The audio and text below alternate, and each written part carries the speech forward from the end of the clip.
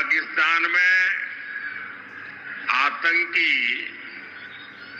भारत के खिलाफ जिहाद की धमकी दे रहे हैं और यहां के कांग्रेस के लोगों ने भी घोषणा कर दी है, मोदी के खिलाफ वोट जिहाद करो।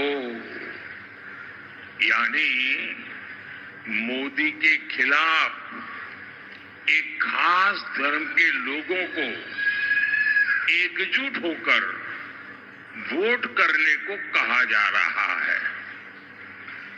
सोचिए कांग्रेस किस स्तर पर उतर आई है।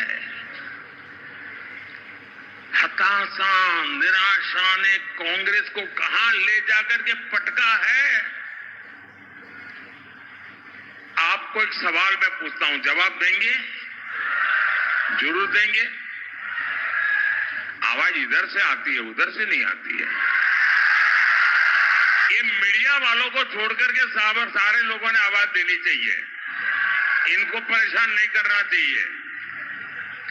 आप मुझे बताइए, क्या वोट जिहाद आपको मंजूर है?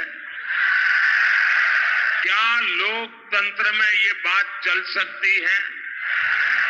क्या भारत का संविधान ऐसी जिहाद के लिए अनुमति देता है? साथियों, कांग्रेस के इरादे कितने भयानक है, उनकी साजिशें कितनी खतरनाक है, ये समझना हो तो आपको उन लोगों की बातें सुननी होगी जो 25 यानी 20, 25 साल कांग्रेस में रहे हैं। 20, 25 साल जो कांग्रेस के कार्यकर्ता रहे, नेता रहे हैं, और ये लोग अब धमाधम कांग्रेस छोड़ रहे हैं।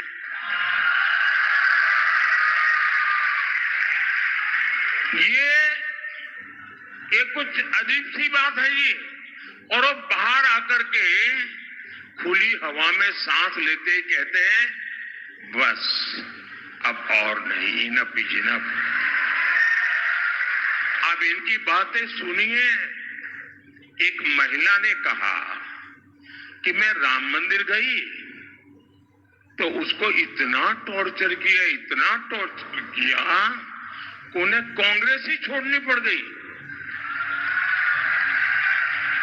एक और व्यक्ति ने कहा कि कांग्रेस पर मुस्लिम लीगियों और माओवादियों ने कब्जा कर लिया है। तीसरे ने एक और गहरी साजिश से पर्दा उठा दिया।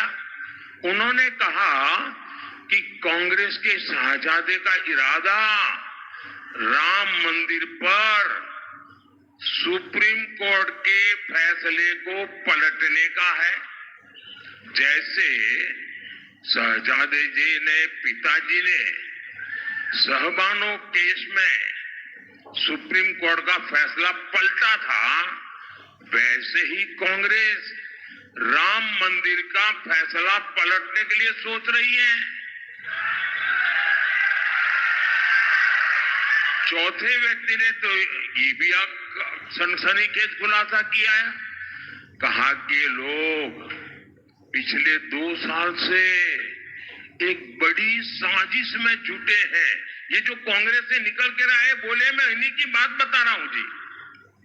कांग्रेस में चर्चा हुई है कि मोदी को भ्रष्टाचार का आरोप लगा नहीं सकते।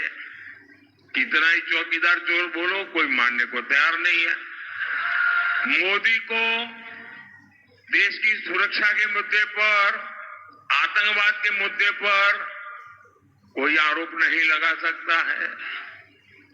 विदेश नीति की सफलता को देखते हुए उस पर भी बोलती बंद हो जाती है और कहते हैं कि जब कोई मुद्दा ही नहीं बचा है, हर मुद्दा मोदी के पक्ष में है, तो मोदी को हराना बड़ा मुश्किल है।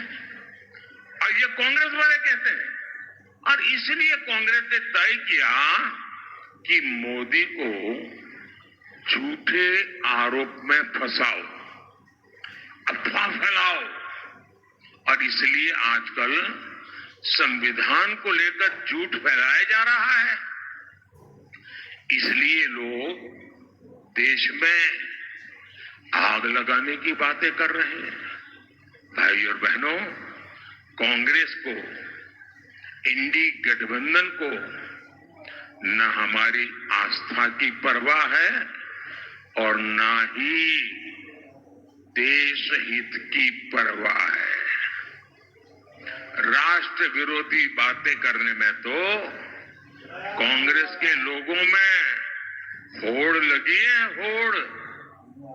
वोट के हर चरण के बाद कांग्रेस का पाकिस्तान प्यार चरम पर पहुंच रहा है।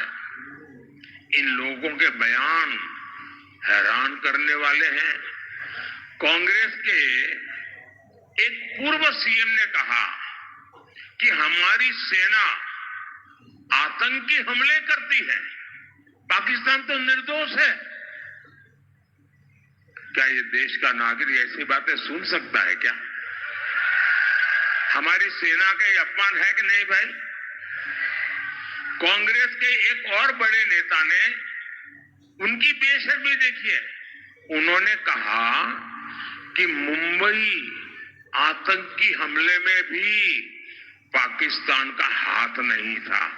क्या आप इस बात को मानते हैं क्या? कोई मानेगा क्या? अरे दुनिया के किसी देश का व्यक्ति मानेगा क्या?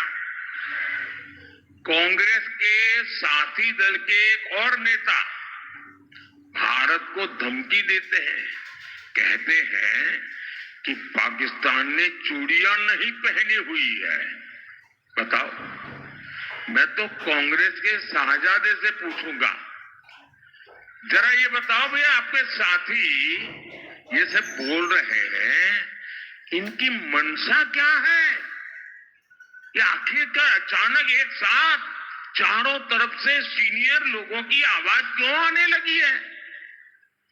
पाकिस्तान से इतनी मोहब्बत और हमारी सेना से इतनी नफरत, और इसलिए ही तो लोग कहते हैं कांग्रेस का हाथ, कांग्रेस का हाथ, कांग्रेस का हाथ। अब मैं तो नहीं बोल रहा हूं, आप बोल रहे हैं। भाई मीडिया वाले देख रहे, मैं नहीं बोला हूं। मेरे गले मत पड़ दे रहा। इनको लगता है कि पाकिस्तान प्रेम दिखाकर ये अपनी वोट बैंक की राजनीति मजबूत कर लेंगे। लेकिन मैं जानता हूं इनकी जमानत तक बचनी मुश्किल है।